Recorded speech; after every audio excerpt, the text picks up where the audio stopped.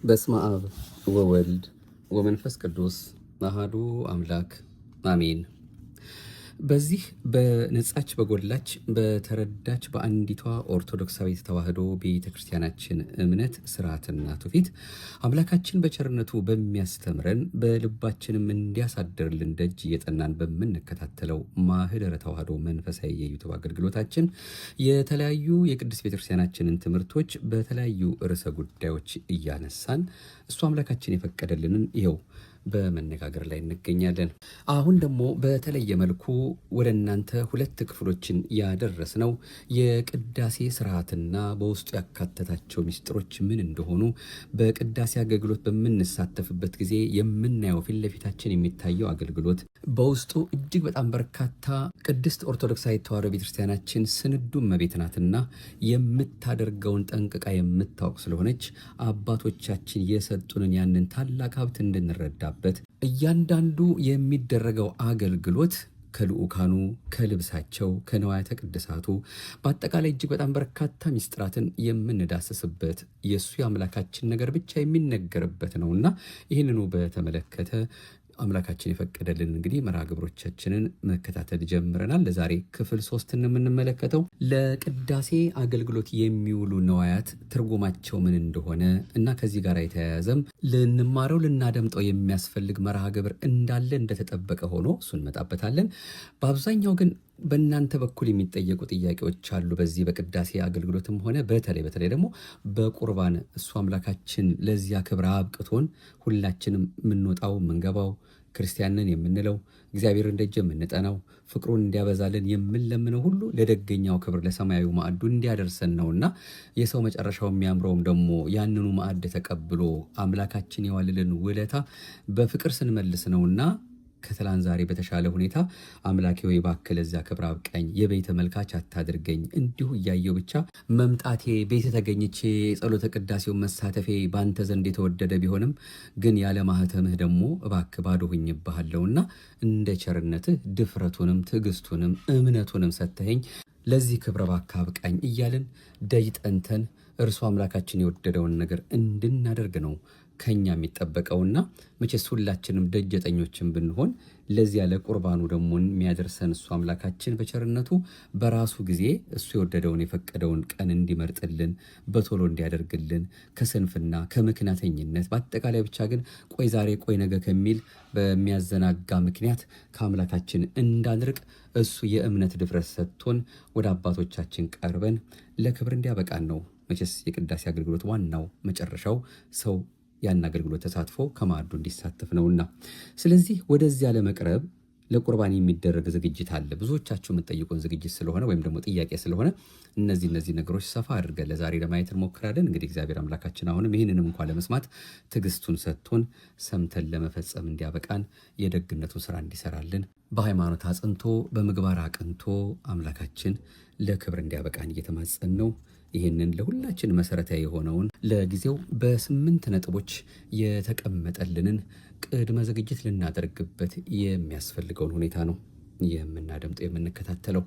ቀኑን ሌቱን እየባረከ እድሜውን አበድሮ ይህችን ቀን እንድናያት ዳግም የንስሐ እድሜ የሰጠን የሁላችን አባት የፍቅር አምላክ የመስቀሉ ጌታ ቸሩ መድኃኔዓለም ክብርና ምስጋና ለገናና ስሙ ይሁንልን።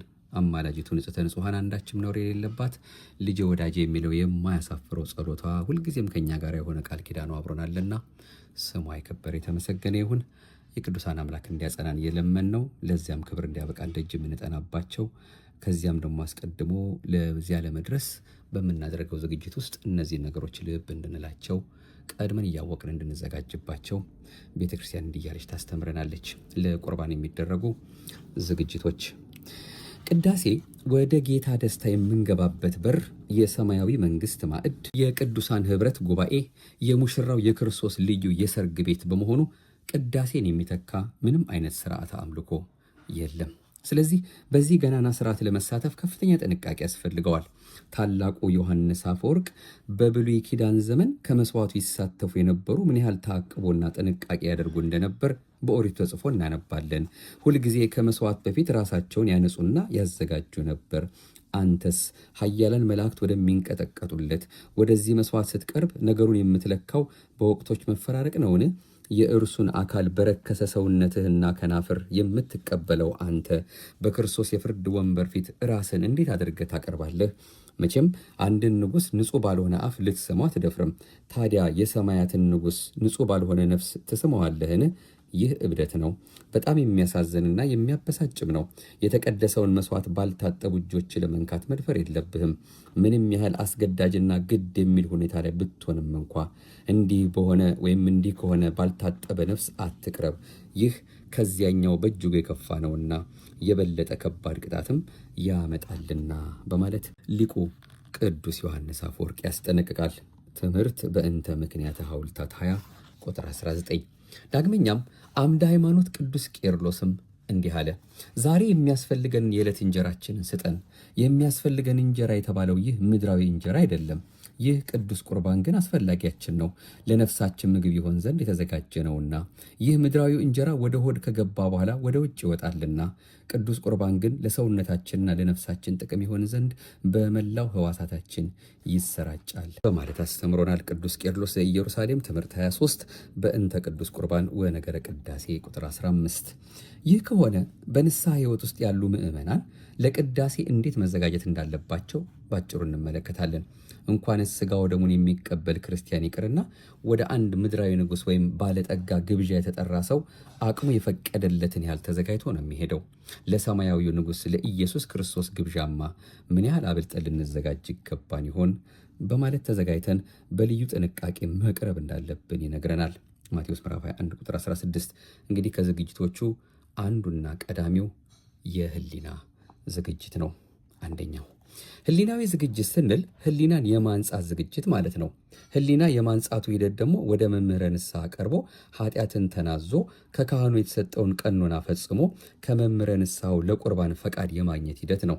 በዚህ መልኩ ወደ እግዚአብሔር ፊት ስንቀርብ በጎ ህሊና እንዲኖረን ያስፈልጋልና የሐዋርያት ሥራ ምዕራፍ 23 ቁጥር 1፣ ሮሜ 13 ቁጥር 5።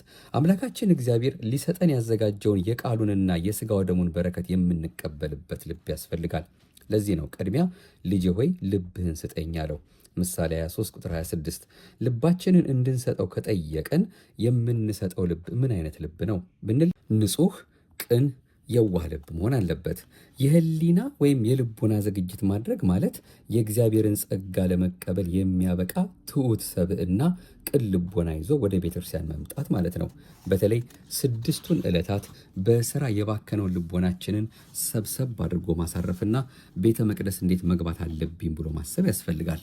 ወደ ቤተ መቅደሱ በጥንቃቄ ሆነን መግባት እንዳለብን ወደ ቤተ እግዚአብሔር በገባ ጊዜ እግርህን ጠብቅ ብሎ ጠቢቡ ሰለሞን ነግሮናል። መጽሐፈ መክብብ ምዕራፍ 5። ስለዚህ ሐሳባችንን ለመሰብሰብና ለበጎ ሥራ እንድንዘጋጅ ከሚረዱን ጥቂቶቹ አንደኛ ቅዱሳት መጽሐፍትን ማንበብ ሮሜ 15 ቁጥር 4፣ ሁለተኛ ጢሞቴዎስ ምዕራፍ 3 ቁጥር 12፣ ሁለተኛ ኦርቶዶክሳዊ መዝሙሮችን ማዳመጥ፣ ሶስተኛ ትምህርተ ወንጌልን መስማት ሮሜ ምዕራፍ 10 ቁጥር 17፣ እንዲሁም ደግሞ አራተኛ መንፈሳዊ መልእክት ያላቸው ፊልሞችን ማየት ናቸው። የህሊና ዝግጅት እንዲኖረን ፍጹም እምነት የሚገኘው በቃለ እግዚአብሔር ነውና የጥበብ ሰው ሰሎሞን ዓይኖችህ የቀና ነገርን ይመልከቱ ብሎናል። ምሳሌ 4:25። አንድ ክርስቲያን ለውዳሴ ለቅዳሴ ወደ ቤተክርስቲያን ሲገባ የቀማውን መልሶ የበደለውን ክሶ የተጣላውን ታርቆ ቂምን በቀልን አርቆ ከክፋት ከተንኮል ርቆ በአጠቃላይ የእግዚአብሔር መቅደስ የሆነውን አካሉን ከኃጢአት በንስሐ አጽድቶ ወደዚህ ገናናና ሰማያዊ ማዕድ መቅረብ ይገባል። መዝሙር 6 ቁጥር 9፣ ዘዳግም ምዕራፍ 10 ቁጥር 16፣ መዝሙር 50 ቁጥር 17። ሳል ይዞ ስርቆት፣ ቂም ይዞ ጸሎት የለም እንዲሉ አበው መሐሪና ይቅር ባይነትን ገንዘብ ሳያደርጉ ምሕረትንና ይቅርታን ለመጠየቅ በእግዚአብሔር ፊት ለመቆም ማሰብ ስንፍና ነው። በተለይ በቅዳሴ ሰዓት የተቀየምነው ወይም ያስቀየምነው ሰው እንዳለ ማረን ይቅር በለን ልንለው ይገባል። ለዚህ ነው ካህኑ ቅዳሴውን ከመጀመሩ በፊት ልዑካኑን እየዞረ ማሩኝ የሚለው። ከዚያም ወደ ሕዝቡ ዞሮ ማሩኝ ይላል። ጌታም ክብር ምስጋና ይግባውና በወንጌሉ እንዲህ ብሎ መክሮናል። እንግዲህ መባህን በመሰዊያው ላይ ብታቀርብ፣ በዚያም ወንድምህ አንዳች ባንተ ላይ እንዳለው ብታስብ፣ በዚያ በመሰዊያው ፊት መባህን ትተህ ሂድ፣ አስቀድመህ ከወንድምህ ጋር ታረቅ፣ በኋላ መጥተህ መባህን አቅርብ በማለት ከመስዋዕታችንና ከጸሎታችን በፊት እርቅና ሰላም ቅድሚያ እንደሚሰጠው ነግሮናል። ማቴዎስ ምዕራፍ 5 ቁጥር 24። ሁለተኛው ለመቁረብ የምናደርገው ዝግጅት አካላዊ ዝግጅት ነው። አካላዊ ዝግጅት ስንል ደግሞ እንደሚታወቀው ተፈጥሯዊ አካላችን ጥሩ መዓዛ እንዲኖረው ሰውነታችንን ገና በዋዜማው በመታጠብ መዘጋጀት ማለት ነው። የራሳችንን ንጽህና ከመጠበቅ አልፎ እግዚአብሔር ንጹሕ ባህሪ ስለሆነ ወደ እሱ በአክብሮት በመቅረብ ባደረግነው ዝግጅት ዋጋ እናገኝበታለን። ከፈጣሪያቸው ጋር ለመገናኘት የሚፈልጉትን ቤተ እስራኤልን ሙሴም እንዲህ ብሎ እንዲዘጋጁ አዘዛቸው። ወደ ደብረ ሲና ይዛቸው ውጣ አለው። ሙሴም ወደ ደብረ ሲና ይዣቸው ለወጣ ነውና እስከ 3 ቀን ድረስ ከመኝታ ተለዩ፣ ልብሳችሁን ገላችሁን ታጠቡ፣ ጥፍራችሁን ተቆረጡ፣ ራሳችሁን ተላጩ አላቸው። እነሱም እስከ 3 ቀን ሥርዓተ አንጽሖ ሲያደርጉ ሰንብተዋል። በሦስተኛው ቀን ሙሴንና አሮንን በርዕሰ ደብር፣ ሌዋውያኑን ደግሞ በማዕከለ ደብር፣ ሕዝቡን በታሕተ ደብር አድርጎ የተራራውን ራስ በጉም በደመና በቆባር በጨለማ ጋርዶ በእሳት በነፋስ ሸፍኖ በነጋሪት ድምፅ ክብሩን ገልጦላቸዋል። ኦሪት ዘጸአት ምዕራፍ 19 ቁጥር 15። እነርሱ ወደ ደብረ ሲና ተራራ ወጥቶ የእግዚአብሔርን ክብር ለማየት በዚህን ያህል ከተዘጋጁ እኛማ የቱን ያህል መዘጋጀት ይገባን ይሆን? ምክንያቱም እግዚአብሔር በደብረ ሲና የተገለጠው በጸጋ በረድኤት ነው። በቅድስት ቤተ ክርስቲያን ግን በጸጋ በረድኤት ብቻ ሳይሆን በአካልም የሚገኝባት ቅድስት ተራራ ናትና። ስለዚህ እንደ እስራኤላውያን ታጥበን ታጥነን ተዘጋጅተን ወደ አማናዊቷ ደብረ ሲና ወደ ቤተ ክርስቲያን መምጣት ይገባል። ነቢዩ ኤርምያስ የመቅደሳችን ስፍራ ከጥንት ጀምሮ ከፍ ያለ የክብር ዙፋን ነው ብሎ እንደተናገረው ኤርምያስ 17 ቤተ መቅደሱ የጌቶች ጌታ የነገስታት ንጉሥ የሐዲስ ኪዳኑ በግ ኢየሱስ ክርስቶስ የሚሰዋበት ንጹሕና ቅዱስ ቦታ ነው። እመቤታችንም ንጽሕት ቅድስት ድንግል ማርያምና ቅዱሳን ሐዋርያት፣ ነቢያት፣ ጻድቃን እንዲሁም ሰማዕታት ሁሉ በረድኤት ከኛ ጋር ስለሚኖሩ ቅዱሳን መላእክት በአምልኮታችንም ስለሚሳተፉ ንጹሕ ሆነን መቅረብ ይገባል። የመጀመሪያው አካላዊ ንጽሕናን ገንዘብ አድርጎ ማስቀደስ ይገባል። ይህ ማለት ገና በዋዜማው ሰውነትን ከአፋዊ እድፍ ንጹሕ ማድረግ ማለት ነው። ሶስተኛው ዝግጅት መንፈሳዊ አለባበስ ስርዓትን መጠበቅ ነው። የሰውነታችንን ንጽሕና ከመጠበቅ ጋራ የአለባበስ ስርዓትን መጠበቅ ይገባል። አባታችን ያዕቆብ የቅድስት ቤተ ክርስቲያን አምሳል ወደምትሆን ወደ ቤቴል መስዋዕት ይሰዋ ዘንድ ትእዛዝ በደረሰው ጊዜ ቤተሰቡን እንዲህ የሚል ትእዛዝ አዟቸው ነበር። ንጹሕ ሁኑ፣ ልብሳችሁንም ለውጡ፣ ተነስተን ወደ ቤቴል እንውጣ። በዚያ በመከራዬ ጊዜ ለሰማኝ በሄድኩበትም መንገድ ከኔ ጋር ለነበረው ለእግዚአብሔር መሰዊያ ያደርጋለሁ በማለት ወደ እግዚአብሔር ቤት ሲገቡ ንጹሕ ልብስ መልበስ የሚገባ መሆኑን ገና ከጥንት በሕገ ልቦና የታወቀ ስርዓት እንደነበር ያስረዳናል። ኦሪት ዘፍጥረት ምዕራፍ 35። በተለይም በቅዳሴ ጊዜ ካህናት የሚቀድሱባቸው አልባሳት ነጭ መሆን አለባቸው። ነጭ ልብስ ለዓይነ ሥጋ ደስ እንዲያሰኝ በሥጋው ደግሞ የተገኘ ክብርም ለዓይነ ነፍስ እጅግ ደስ ያሰኛልና። ዳግመኛም ጌታችን መድኃኒታችን ኢየሱስ ክርስቶስ ባሕርየ መለኮቱን በገለጠ ጊዜ ልብሱ እንደ በረዶ ነጭ ሆኗል። ይህ የኃይል ምልክት ነው፣ አንድም የደስታ ምልክት ነው። መላእክትም ወርሃ ሰላም ወርሃ ፍስሐ ነው ሲሉ የልደት የትንሣኤና የዕርገት ቀን ነጭ ልብስ ለብሰው ታይተዋል። ዛሬም ከመላእክቱ ይህን አብነት በመውሰድ ካህናቱ ቅዳሴ ሲቀድሱ፣ ምዕመናን ሲቆርቡ ነጭ ልብስ መልበስ እንዳለባቸው ሥርዓተ ቅዳሴ ይደነግጋል። አንድም የድል ምልክት ነው። ቅዱስ ዮሐንስ በራእዩ ስለ እግዚአብሔር ቃልና ስለ ጠበቁት ምስክር የታረዱትን የሰዎች ነፍሳት ከመሰዊያ በታች አየው። በታላቅ ድምፅም እየጮሁ ቅዱስና እውነተኛ ጌታ ሆይ እስከ መቼ ድረስ አትፈርድምን? ደማችን በምድር በሚኖሩት ላይ እስከ መቼ አትበቀልም አሉ። ለእያንዳንዳቸውም ነጭ ልብስ ተሰጣቸው በማለት ራዕየ ዮሐንስ ምዕራፍ 6 በዚህ ዓለም ተጋድሏቸውን ለፈጸሙ ሩጫቸውን በድል ለጨረሱ ክርስቲያኖች የድል አድራጊነት ምልክት ነጭ ልብስ እንደተሰጣቸው ተናግሯል። ራዕይ ምዕራፍ 6 ቁጥር 9። ጌታችን ኢየሱስ ክርስቶስ በምድር ሳለ ፍጹምነቱንና ክብሩን የሚገልጥ ነጭ ልብስ ለብሶ ነበር። ቤተ ክርስቲያንም ክብርት ቤቱ ስትሆን ከምዕመናን ጋር አንድ የሚሆንባት የሰርግ ቤት ስለሆነች ወደ እርሷ ስንሄድ እንደ ሙሽራ ነጭ ልብስ መልበስ አለብን። በምድራዊ ሕይወታቸው መከራና ስቃይ ተቀብለው ተጋድሏቸውን የፈጸሙ ከሚያልፈው ዓለም ወደማያልፈው ዓለም በክብር የሄዱ የቅዱሳን የጻድቃንና የሰማዕታት መገለጫም እንዲሁ ነጭ ልብስ ነው።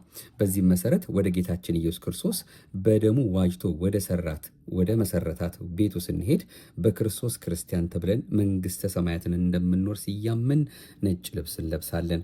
ጌታችን መድኃኒታችን ኢየሱስ ክርስቶስ ሙስና መቃብርን አጥፍቶና ሞትን ድል አድርጎ ከተነሳ በኋላ ቅዱሳት አንስት ሽቱ ሊቀቡት ወደ ተቀበረበት ቦታ ሲሄዱ መላእክት ነጭ ለብሰው ተገልጠውላቸዋል። በዚህ መሰረት ነጭ መልበስ ለእነርሱም መታሰቢያም ነው። ማቴዎስ 28 ቁጥር 2፣ ራዕየ ዮሐንስ ምዕራፍ 6። ሌላው ነጥብ ጫማን ሳያወልቁ ከነጫማ ወደ ቤተ መቅደስ መግባት ክልክል መሆኑ ነው። ምክንያቱም በነቢዩ ዳዊት ቤተ መቅደስህ ቅዱስ ነው በእውነትም ድንቅ ነው ብሎ እንደተናገረው ቤተ መቅደስ የልዑል እግዚአብሔር ዙፋን በመሆኑ የተፈራና የተከበረ ነው። መዝሙር 64 ቁጥር 5። ስለዚህ ጫማችን አውልቀን አደግድገን በፍርሃት በረአድ ሆነን መግባት ይገባል። እግዚአብሔር የቆምክባት ቦታ የከበረች ናትና ጫማህን ከእግርህ አውልቅ ብሎ ለሙሴ መናገሩ ለእኛም ጭምር ነውና ዘጸአት ምዕራፍ 3። አራተኛው ለቁርባን ወደ ቅድስት ቤተክርስቲያናችን በምንሄድበትና ለዚያም ቅድመ ዝግጅት የምናደርግበት ለ18 ሰዓት መጾም ነው። አንድ ክርስቲያን የአምላክ ቅዱስ ሥጋና ክቡር ደም መቀበል ቢፈልግ ለ18 ሰዓታት መጾም ይገባል። ይህ ማለት የጠዋት ቅዳሴ መስዋዕተ ነግ ሲሆን በዋዜማው ከቀኑ 10 ሰዓት ወይም ከ4 ፒኤም ጀምሮ መጾም ይገባል። የቀን ቅዳሴ መስዋዕተ ሰርክ ሲሆን በዋዜማው ከምሽቱ 3 ሰዓት ወይም 9 ሰዓት ፒኤም ከምሽቱ 3 ሰዓት እንግዲህ በዚህ በውጩ 9 ፒኤም የምንለው ማለት ነው።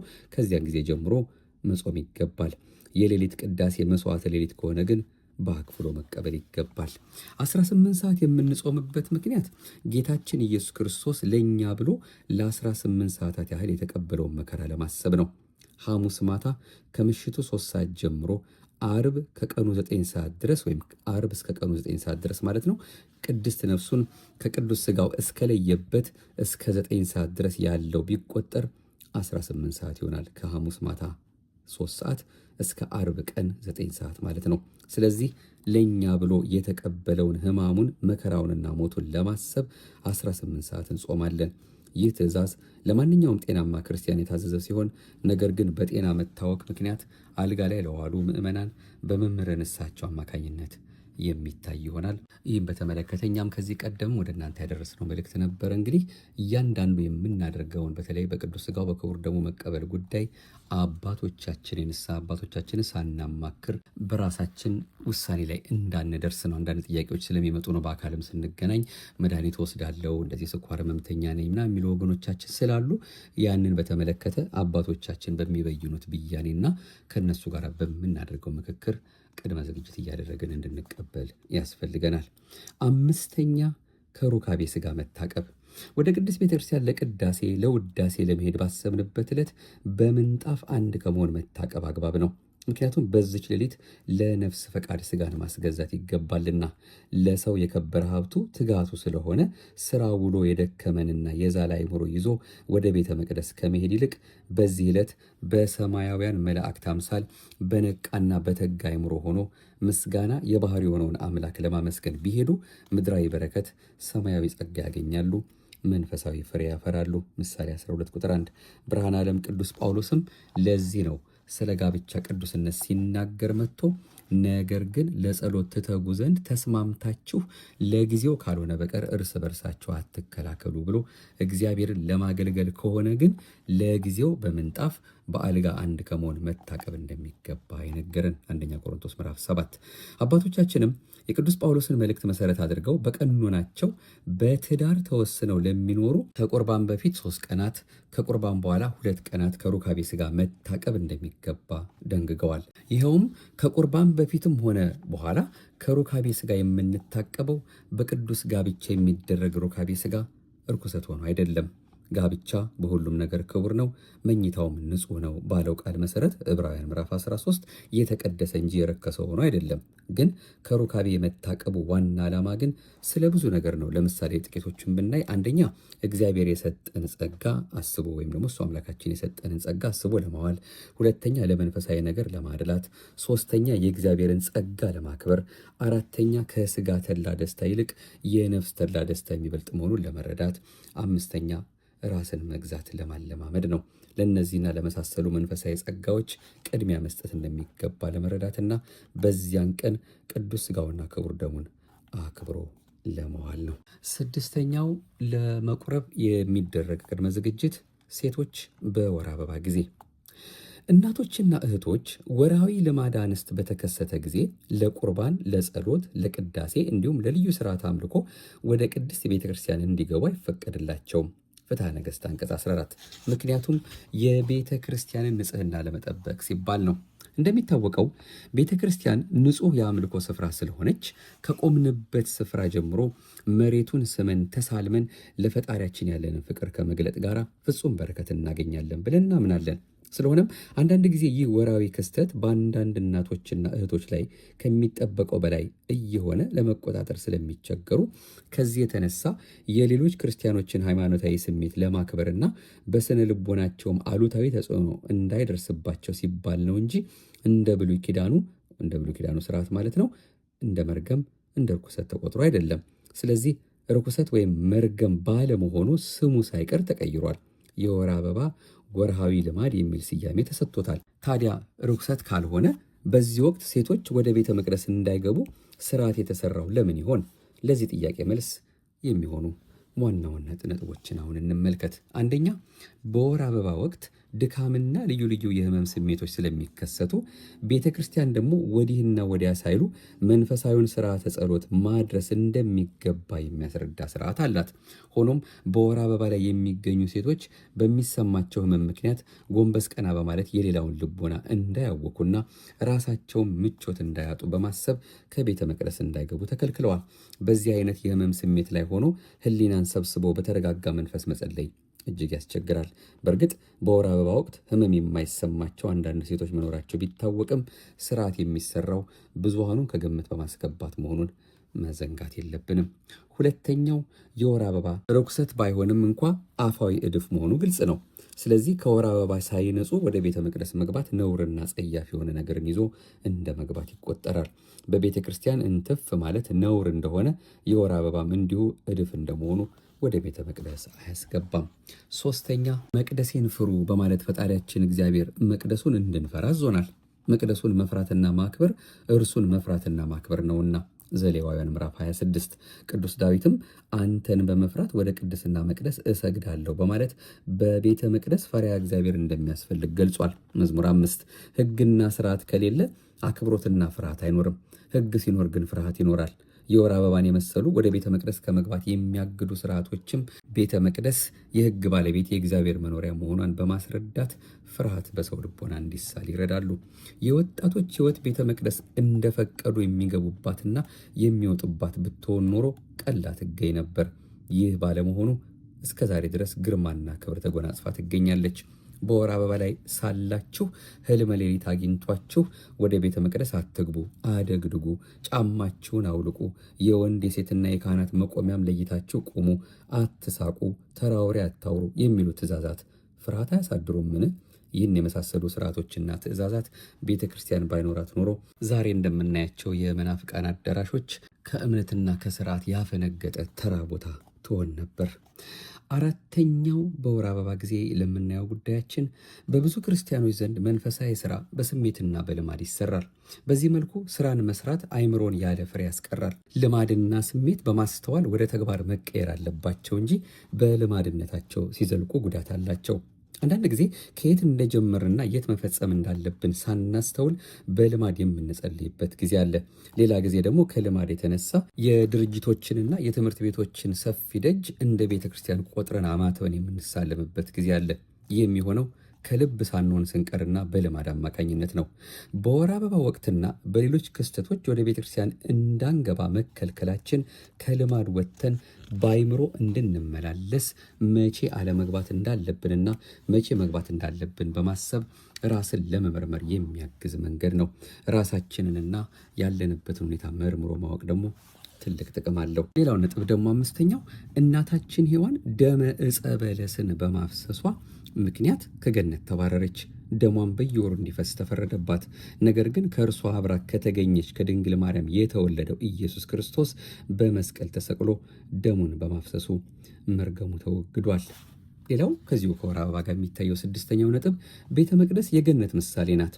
እናታችን ሔዋን ከአዳም ጋር ለ7 ዓመታት በገነት ስትኖር የወር አበባ አታይም ነበር። ቤተ መቅደስ ለገነት ምሳሌ መሆኗ የተሟላ እንዲሆን የወር አበባ የምታይ ሴት ደግሞ ወደ ቤተ መቅደስ አትገባም። ነፍስ ወደ ፈጣሪዋ ትመለሳለች። ያን ጊዜ አስቀድማ ለልዑል እግዚአብሔር ትሰግዳለች እንደተባለው ይህችውም ነፍስ ጻድቅ የሆነች እንደሆነ ከልካይ ሳይኖርባት ወደ ፈጣሪዋ ገብታ ቀርባ ትሰግድና የተዘጋጀላትን ክብር ትወርሳለች። ነገር ግን የኃጥ ሰው ነፍስ የሆነች እንደሆነ በሩቅ ሰግዳ ትመለሳለች እንጂ ወደ ፈጣሪዋ አትገባም። እንደዚሁም ሁሉ በዚህ ዓለም ወደ ቤተ መቅደስ ለመግባት የማያስችል ማንኛውም እክል የገጠመው ሰው ቅጽረ ቤተ ክርስቲያንን ብቻ አልፎ ገብቶ ይሳለምና እጅ ነስቶ ይመለሳል እንጂ ወደ ቤተ መቅደስ ተደፋፍሮ ሊገባ አይገባውም። ትምህርተ ኅቡዓት ትርጓሜ። ሰባተኛው ሰው ላልያዘውና ላላገኘው ነገር ጉጉ እንደሆነ ሁሉ የጓጉለትንም ነገር ያገኘ እንደሆነ ቶሎ የሚሰለች ፍጡር ነው። ስለዚህ ወደ ቤተ መቅደስ እንዳንገባ በምንከለከልበት ጊዜ ትላንት የገባንበትን ቤተ መቅደስ ከመሰልቸት ይልቅ በአዲስ መልኩ ገብቶ ለማስቀደስ እንድንጓጓ ያደርገናል። ስለዚህ ወደ ቤተ መቅደስ ገብቶ ማስቀደስ ብርቅ እንዲሆንብንና እንድንጓጓ ለማድረግ ይህን የመሰሉ ስርዓቶች ያላቸውን አስተዋጽኦ መረዳት ይገባል። በእርግጥ በማስተዋልና በመረዳት ከሆነ ተግቶ ወደ ቤተ መቅደስ መመላለስ አይሰለችም። ነገር ግን ይህ ማስተዋልና ትጋት በሁሉ ዘንድ አይገኝምና ስለ ስጋ ድካም ሲባል እንደዚህ አይነት ስርዓቶች ተሰርተዋል። በእነዚህም ስርዓቶች ከጽኑ ሰው ይልቅ ስልቹ ሰው በይበልጥ ተጠቃሚ ይሆናል። ይህ ስርዓት ስልቹ ሰውን በናፍቆት ወደ ቤተ እግዚአብሔር እንዲገሰግስ ያደርገዋል። ከዚሁ ጋር ከወር አበባ ጋር እንግዲህ ስምንተኛውና የመጨረሻው ነጥባችን ቤተ ክርስቲያን በክርስቶስ ደም የተመሰረተች ነች። በውስጧም ሊፈስ የሚገባው በደሙ የዋጃት የክርስቶስ ደም ነው። ስለዚህ በየዕለቱ በካህናት እጅ ስጋው ይፈተታል፣ ደሙም ይቀዳል። ምዕመናንም ከዚህ ምስጢር በአግባቡ በመሳተፍ ስርየተ ኃጢአትና ሕይወተ ነፍስ ያገኛሉ። ይህን ምስጢር ለመጠበቅ ሲባል በቤተ ክርስቲያን የፍጡር ደም መፍሰስ የለበትም። ማንኛውም ሰው በማንኛውም ምክንያት በቤተ ክርስቲያን ሳለ ደም ቢወጣው ደሙ በቤተ እግዚአብሔር እንዳይነጥብ መጠንቀቅ፣ ከባሰም ከቤተ መቅደስ መውጣት ይኖርበታል። ሴቶች ደግሞ ደም የሚታያቸው በታወቁ ዕለታት ስለሚሆን አስቀድመው ወደ ቤተ መቅደስ ከመግባት መጠንቀቅ ይኖርባቸዋል። በመሰረቱ ወደ ቤተ እግዚአብሔር የሚገባው በእግዚአብሔር ቸርነት ነው እንጂ ሰው በራሱ ብቁ ስለሆነ አይደለም። ስለዚህ ቅዱስ ዳዊት እኔ ግን በምሕረትህ ብዛት ወደ ቤት እገባለሁ ብሏል በዚሁ መዝሙር 5። ታዲያ ንጹሕ እንደሆን በሚሰማን ጊዜ እንኳ ቤተ እግዚአብሔር እንድንገባ የሚያደርገን የእግዚአብሔር ቸርነት እንጂ ንጽሕናችን ካልሆነ ወደ ቤተ መቅደስ የማያስገባ ግልጽ ምክንያት እያለብን መግባት ይገባኛል ማለት ድፍረት አይሆንምን? እንግዲህ እነዚህ በወርሃዊ ልማድ ጊዜ እህቶቻችን እናቶቻችን እንዳይገቡ የተከለከለባቸውን ምክንያት በብዛት ያብራራልን ነው ማለት ነው። ወደ ቀጣዩ ወደ ሰባተኛው ነጥብ ስንሄድ ለቁርባን የሚደረጉ ዝግጅቶች ምንድናቸው የሚለውና አብይ ርዕሳችን ሰባተኛው ነጥብ ወንዶች በዝንየት ጊዜ። ዝንየት ምንድን ነው የሚለውን መጀመሪያ መተርጎም ይገባል። ዝንየት ማለት ቃሉ የግዕዝ ቃል ነው። ትርጉሙም ዝንየት፣ ዝኔት፣ የዝሙት ፍትወት፣ ዝሙት፣ የዝሙት ስራ ዘር፣ እድፍ፣ ርስሃት ብለው አለቃ ኪዳነ ወልድ ክፍሌ ተርጉመውታል። በዚሁ በመጽሐፈ ሰዋስው ወግስ ወመዝገበ ቃላት ሐዲስ በገጽ 426 ላይ ዝንየት ወንድና ሴት ሩካቤ በሚያደርጉበት ጊዜ ወደ ሴቲቱ ማኅፀን በመግባት ጽንስ እንዲፈጠር የሚያደርገው ከወንድ ልጅ የሚወጣው ፈሳሽ ንጥረ ነገር ነው። ወንዶች ለአቅመ አዳም ከደረሱበት ጊዜ አንስቶ ዘርአ ብእሲ ወይም የወንድ ዘር ተብሎ የተጠቀሰውን ፈሳሽ ንጥረ ነገር ያመነጫሉ። ስለዚህ ለዘር የበቁ ወጣቶች ዘር የሚከፍሉት ወይም የሚወጣቸው በልዩ ልዩ መንገድ ሲሆን አብዛኛውን ጊዜ ግን ተኝተው ሳለ በጠለቀ እንቅልፍ ሆነው ህልም በሚያልሙበት ወቅት ነው። የዚህ አይነቱን ህልም ህልመ ሌሊት ወይም ዝንየት ይባላል። ህልሙን ያየው ሰው ደግሞ ዝንየት መታኝ ወይም ህልመ ሌሊት አገኘኝ ይላል። ይህ በቤተ ክርስቲያን ልጆች ዘንድ የተለመደና በቀላሉ የሚያግባባ የቃል አጠቃቀም ነው።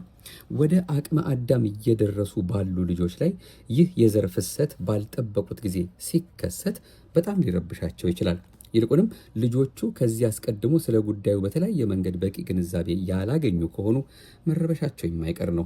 ስለዚህ እነዚህ ታዳጊዎች እንዳይረበሹና ስለ ጉዳዩ የተሳሳተ ሀሳብ ይዘው እንዳያድጉ ለነገሩ በቂ ግንዛቤ እንዲያገኙ ከማድረግ ጋር እንዳስደሳች ተግባር በመውሰድ እያወቁ ዘራቸውን በራሳቸው እጅ ማፍሰስ እንዳይጀምሩ የነ አውናንን በዚህ ተግባራቸው መቀሰፍ እየጠቀሱ ኃጢአትነቱን አጥብቆ ማስረዳት ያስፈልጋል። ዝንየት ምን ማለት እንደሆነ በመጠኑ ካየን ወደ ዋና ነጥባችን ስንመጣ አንድ ወንድ ዝንየት ባጋጠመው ቀን በዚያው ቀን ወደ ቤተ ክርስቲያን መግባት አይፈቀድለትም። በማግስቱ ግን ሰውነቱን ታጥቦ መግባት ይችላል። ሴት ልጅ በወር አበባ ወቅት ወንድ ልጅ በዝንየት ጊዜ ወደ ቤተ መቅደስ እንዳይገቡ የመከልከሉ ስርዓት ከኦሪት ዘመን ጀምሮ የነበረ ነው። ስለዚህ የእንስሳት መስዋዕት ለሚሰዋበት ቤተ መቅደስ በዚህ ደረጃ ክብር ከተገባው የአምላክ ስጋና ደም የሚሰዋበት ቤተ መቅደስ ምን ያህል ክብር ይገባው ይሆን? ዘሌዋውያን ምዕራፍ 15 የቤተ ክርስቲያን ስርዓትም እንዲህ በማለት ደንግጓል። በዝንየትና በሕልመ ሌሊት የወደቀ ሰው ቢኖር በዚያች ቀን ከቁርባን ይከልከል ሲል ያስጠነቅቃል። ሕዝቅኤል 23:8 የመጨረሻው ነጥብ የምናየው በልዩ ልዩ የጤና መታወክ ምክንያት ነው። ሆድ ቁርጠት የሚያቅለሸልሽ እንደ ነስር አይነት የሚደማና የሚመግል ቁስል ያለው ለምሳሌ በኦፕራሲዮን ላይ ያለ ማለትም ቁስሉ እስኪደርቅ ድረስ መቁረብ አይችልም። ቁስሉ እስኪያገግምለት ድረስ መታገስ ይገባዋል። በአጠቃላይ በማንኛውም ምክንያት የሚደማ የሚፈስ ደዌ ያለባቸው ሰዎች ፈሳሹ እስኪቆምላቸው ድረስ ወደ ቤተ ክርስቲያን ከመግባት ይታቀባሉ። ይህ ማለት ግን ወደ ቤተ ክርስቲያን አይሂዱ ማለት አይደለም። በውጭ ሆነው ስርዓተ አምልኮውን መከታተል ይችላሉ። የተከለከለው ወደ ውስጥ መግባቱ ላይ ነው። በአጠቃላይ ቅድስት ቤተ ክርስቲያን የእግዚአብሔር ቤት በመሆኗ አፋዊ ሰውነታችንንም ሆነ የልብሳችንን ንጽሕና ጠብቀን ወደ እግዚአብሔር ቤት በመግባት ለእግዚአብሔር ያለንን ፍቅርና ክብር እየገለጥን መሆኑን ተገንዝበን ለስርዓተ ቤተ ክርስቲያን ታዛዥ መሆን ይገባናል። ዘጸአት ምዕራፍ 19 ቁጥር 15፣ አንደኛ ቆሮንቶስ ምዕራፍ 7 ፍትሐ ነገሥት አንቀጽ 13፣ ዘሌዋውያን ምዕራፍ 13 ቁጥር 15፣ ዘሌዋውያን ምዕራፍ 19 ቁጥር 28፣ ፍትሐ ነገሥት አንቀጽ 6፣ ዘኒቅያ 29።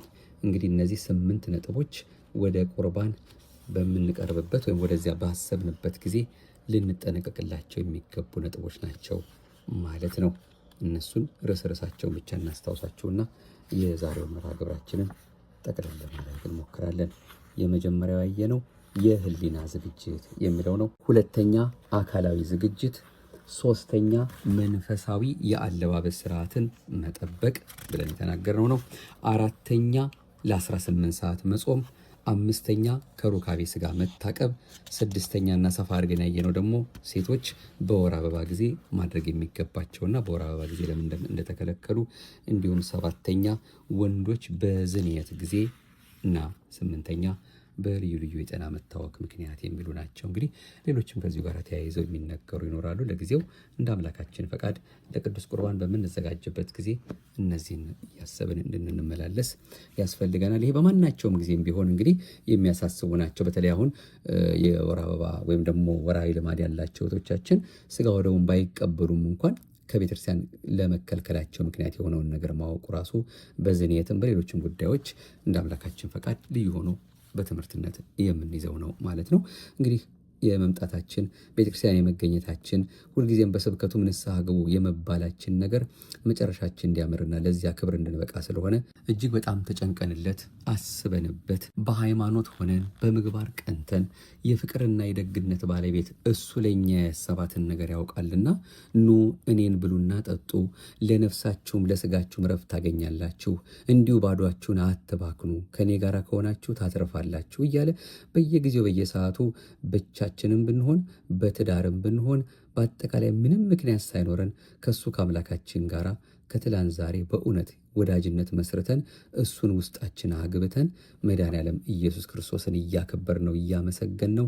የኢየሱስ ክርስቶስን ስጋ ተሸክሜ እዞራለሁ ከእንግዲህ ወዲህ አንዳች አያድክመኝ እንዳለ ቅዱስ ጳውሎስ እኛም የእሱን ነገር ተሸክመን መስቀሉን በልባችን ይዘን እንድንኖር አምላካችን በየጊዜው ይጠራናል፣ ይማጸነናል። የልባችንን በር እሱ ደጀጠኝ ሆኖ ልግባ እያለ እያንኳኳ ነው። ማንም ልቡን ቢከፍትልኝ ወደ እርሱ እገባለሁ፣ ቤቱን ቢከፍትልኝ የልቡን ቤት ቢከፍትልኝ ወደ እሱ እገባለሁ፣ ከእሱ ጋር እራት እበላለሁ፣ እርሱም ከኔ ጋር ይበላል ብሎ በራዕየ ዮሐንስ ምዕራፍ 3 እንደተናገረው አምላካችን አሁንም በልባችን እንዲገባ የሚያስጨንቀን የሚያሳስበን ወደዛ እንዳንቀርብ አባቶቻችን ጋር ደርሰን እንዳንነጋገር ምክንያት እያበጀ በተለያየ መልኩ እየፈተነን ያለውን ፈታኝ እሱ በእናቱ በመብርሃን ጸሎት አስሮልን ወደ ደገኛው ክብር እንድንበቃ በእውነት ይህ ሁሉ የምንሰማው ነገር ከሳሽ ወቃሽ ፈራጅ እንዳይሆንብን አምላካችን በልባችን ውስጥ ገብቶልን ለሕይወት ለፍሬ ለበረከት የሚያበቃውን እሱን አምላካችንን እንድናውቀው የክርስትናችን መጀመሪያ የሆነው ወደ ሰማዩ ማዕድ መቅረብ ነውና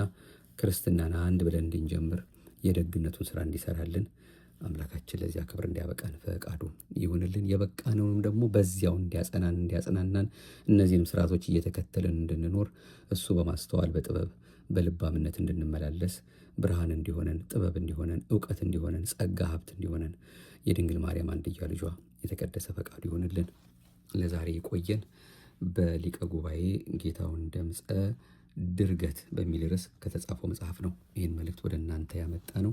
እንግዲህ ምናልባት መጽሐፉ እኛ እጃችንም አለ። መጽሐፉን እንደው ብትይዙት እኔ መቼስ ሁል ጊዜ መጽሐፍ ያዙ ማለት ይህን አሁንም አላቋርጥም እንደ ማስታወቂያ እንዳይቆጠርብኝ። ምክንያቱም እኔ መጽሐፍቶችን በጣም መያዛችን ከብዙ ነገር ይጠብቀናል። በብዙ መልኩ እናገኘዋለን። እኛ ያው ቀንጨብ እያደረግን ነው ከውስጡ የምናወጣው እንጂ ቅዳሴን በተመለከተ አንድ ሰው ማወቅ የሚፈልገውን ምስጢር እንደው በብዙ መልኩ በተለያየ መልኩ ልናገኘውን ብንችል ማለት ነው። ይሄንን መጽሐፍ መያዛችን ግን በርካታ ቁም ነገሮችን በውስጡ እናገኝበታለን እና ራሱ በቅዳሴው ሰዓትና ሚስጥሩ፣ በቅዳሴ ጊዜ የሚያስፈልጉ ሕጎች፣ የቅዳሴ ዝርዝሩ ሁኔታውና ስያሜዎቹ፣ የመስዋዕቱ አይነት፣ የንዋያተ ቅድሳቱ ምስጢርና አስተምሯቸው ምን እንደሆነ እነዚህ ሁሉ ያሉበት ነውና እንደ አምላካችን ፈቃድ ይህንን ድርገት የተባለውን መጽሐፍ በሊቀ ጉባኤ ጌታሁን ደምፀ የተጻፈውን ብትይዙ ትጠቀማላችሁ። እስከዛሬም የምንነገራችሁ መጽሐፍቶችን በሙሉ እንደው ብትችሉ ያዟቸው፣ ስማቸውን ጻፉና አንድ ቀን ሰብስቧቸው። በጣም ታተርፉባቸዋላችሁ። እኛም ከነሱ እያወጣን ወደ እናንተ የምናደርሰውና ይህንን እንደው በልባችሁ ይዛችሁ ተግባራዊ እንድታደርጉት እንደው ለመጠቆም ያህል ነው።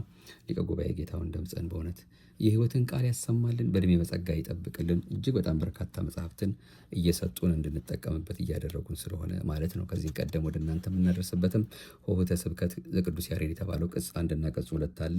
ሌሎች መጽሐፍትም እንደዚሁ አባታችን ጽፈዋል። ከነዚያም እያመጣን ከሌሎቹ ምንጮች እየጠቀስን መማማራችን እንቀጥላለን። ይቆየን። ለዛሬው ቸርነቱ ስራ ይስራልን። ክፍል 3ን በዚህ መልኩ አየን። ክፍል 4፣ ክፍል 5 እያልን ደግሞ ሌሎች ነገሮችን በመሃል ጣልቃ እያስገባን አምላካችን የወደደልንን የፈቀደልንን በዚች በነጻች በጎላች በተረዳች አንዳችም እንከን በማይወጣላት በቅድስት ቤተክርስቲያናችን በተዋህዶ እምነታችን ልንሰማው የሚያስፈልገውን ትምህርቶቻችንን መከታተላችንን እሱን አምላካችን አጋዥ አድርገን እንቀጥላለን። ይቆየን። አቤቱ አንተን መፍራትን በልቦናችን በጎ አምልኮትህንም በህሊናችን ጨምር። አምላካችን ሀገራችን ኢትዮጵያን ከጥፋት ይጠብቅልን፣ ደጉን መልካሙን ጊዜ ያቀርብልን፣ ህዝባችንን ከዓይነ ሞት ይሰውርልን፣ ከሰቆቃ ይሸፍንልን፣ የምህረቱና የደግነቱን ስራ ይስራልን። በተለይ በወገኖቻችን በአርሲ ያሉ ወገኖቻችንን እሱ በምህረት አይኖቹ ተመልክቶ ያንን መከራ አሳጥሮ ደጉን መልካሙን ጊዜ ያምጣልን። ፈታኞቿንም በቸርነቱ ይሰርልን። ወደ ልባቸው፣ ወደ ቀልባቸው፣ ወደ ሰውነት ግብራቸው፣ ወደ መንፈሳቸው እሱን ወደ መፍራት ይመልስልን። አሜን። የኔንም የእናንተንም መጨረሻ የምህረትና የደግነት ባለቤት አንዱ የድንግል ማርያም ልጅ የቅዱሳን አምላክ በደግነቱ ብዛት ያሳምርልን። አሜን። ይቆየን። ማኅደረ ተዋሕዶን ለሚያደምጡ ሁሉ አድርሱልን። ክብረ ምስጋና ይሁን ለአብ፣ ክብረ ምስጋና ይሁን ለወልድ፣ ክብረ ምስጋና ይሁን ለመንፈስ ቅዱስ ዛሬም ዘወትርም ለዘላለሙ አሜን። ዲያቆን ጥበበ ማሞ ነበርኩኝ። እንደ እግዚአብሔር ፈቃዴን መልእክት ወደ እናንተ ያደረስኩት። አምላካችን አሁንም ለሁላችንም የምናፈራበት ዋጋ የምናገኝበት ከእሱ ጋር የምንገናኝበት ያድርግልን። አሜን። ይቆየን።